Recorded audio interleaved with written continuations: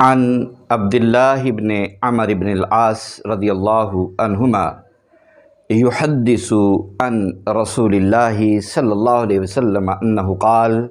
من اقتراب الساعة أن ترفع الأشرار وتودع الأخيار ويفتح القول ويحزن العمل ويقرأ بالقوم المسنات ليس فيهم أحد ينكرها قيل وما المسنات قال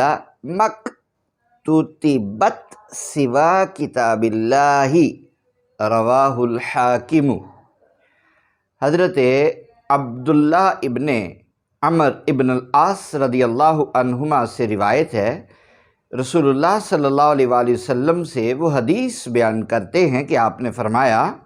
قرب قیامت کی نشانیوں میں سے یہ بھی ہے کہ سوسائٹی میں اشرار یعنی برے لوگوں کا رتبہ بلند اور اخیار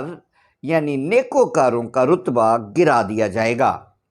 اور قیل و قال یعنی گفتگو بحث و مناظرہ یہ عام ہو جائے گا اور عمل پر تالے پڑ جائیں گے،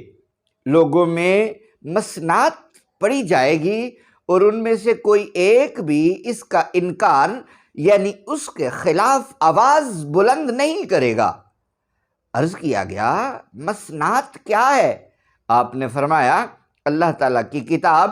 اور اس کی تعلیمات کے خلاف جو کچھ لکھا گیا ہوگا وہ مسنات ہے، اور اس کے خلاف کوئی آواز بلند نہیں کی جائے گی، گویا قرآنی تعلیمات کی کھلی مخالفت پر کوئی پابندی نہیں ہوگی۔ اس حدیث کو امام حاکم نے روایت کیا ہے۔